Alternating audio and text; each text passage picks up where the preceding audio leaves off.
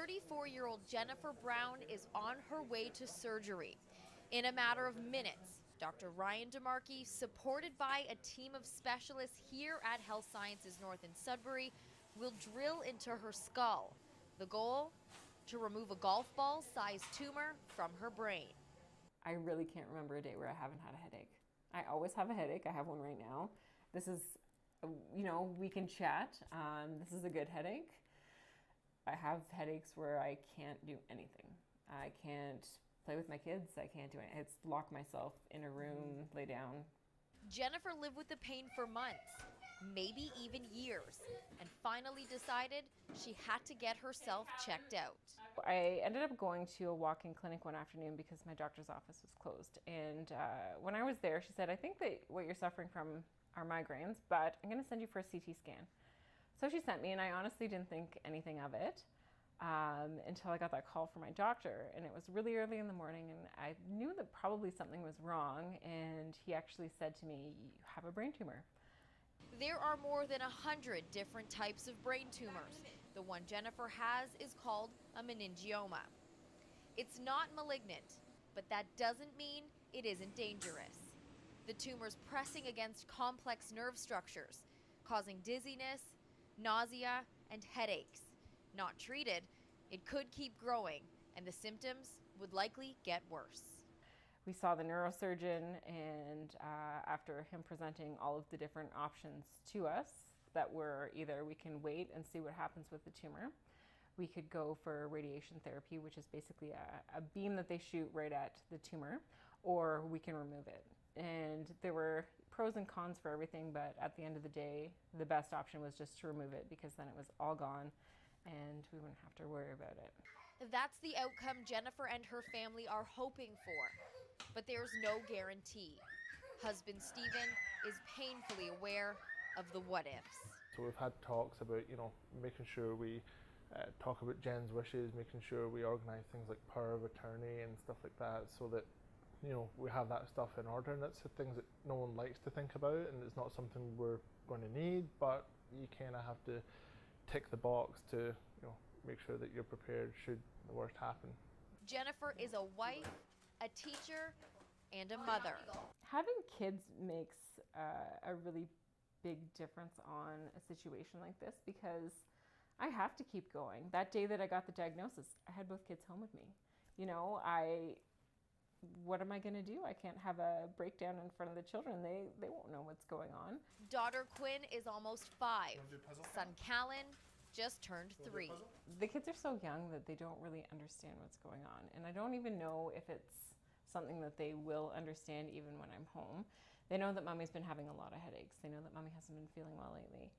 And I think that they know that something's going on, and I've tried to talk to our daughter about it, but she's still at the point where she just doesn't get it. Sort of a blessing, Jennifer says. The risks involved in her surgery are significant. Just with the location of the tumor, it's very close to certain nerve clusters, and one of which controls my tongue and swallowing. So if that gets compromised in the surgery for whatever reason, which of course they're going to try everything not to do that, but I could come out of surgery not being able to swallow or move my tongue. So, that affects obviously eating and speaking. So those are two really big things, and those would be major deficits. Another thing that he said could be possible is if another certain nerve is exposed to even just the air. That's how I understood what he was saying, is it's so sensitive that I could be paralyzed on one side of my face. And he said more often than not that's a temporary side effect, but it can take years for that to come back, and I really hope that doesn't happen. Her neurosurgeon, Dr. DeMarchi, says protecting the patient's quality of life is his top priority. So when we embark on a surgery, especially like the one that Jen had for a tumor that we know is benign, or we anticipate is going to be benign, you have to make sure that you can get her through the surgery without making her worse. Otherwise, you've done nothing for her. Back in the operating room, Jennifer's under anesthetic. Her head is stabilized and a small patch of hair has been shaved. This is where Dr. DeMarchi will drill into her skull. Deep in Jennifer's brain, he finds this, a white mass. This is the tumor. Getting it out is an incredibly delicate process. Given the small actual hole that we make to see this tumor, we need a microscope to, number one, make sure there's adequate lighting, but also to magnify what we're seeing. The nervous structures are actually quite small, and it would be easy to injure them if you don't see them beforehand. We also use a navigation instrument. So this is something that we hold in our hand and we put it in different places, and what we have is a screen that gives us a live three-dimensional picture of exactly where the tip of that instrument is. So we can know, are we getting close to important structures that we need to avoid or not. There's also certain types of stimulation we can use to monitor the function of the nerves. 3 hours into surgery, Jennifer's husband Stephen waits for word on her condition. Where every time you see the nurse liaison come in wondering is she coming to talk to me, but I'm just trying to kind of keep calm and just wait and wait forward for everything to be done. Surgery takes 5 hours.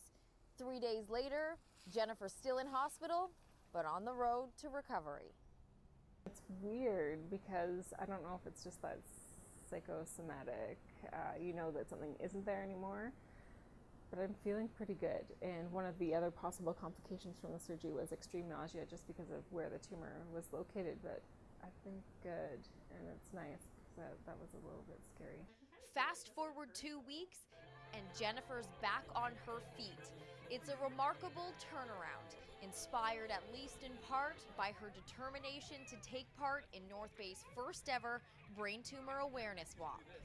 I think it's something people don't want to talk about. The brain's a very complex piece of machinery, and people don't want to talk about it. They don't understand it. They're afraid of it, and it's just hard to get people to come out and talk about it. But Jennifer knows from her own experience that facing the hard facts is a crucial first step in dealing with a brain tumor. And that's why she's here, even as she recovers from major surgery. Even if it's just one person that sits back and thinks, I've had these headaches and I've been dizzy and I've been nauseous and, maybe it's personality changes. The different parts of the brain, can have different symptoms when tumors are present. So even if it just helps one person to go in and advocate for themselves, that would be great. If there's one thing Jennifer wants others to learn from her journey, it's this: a brain tumor diagnosis is not a death sentence. Carrie Trouncin, CTV News, Sudbury.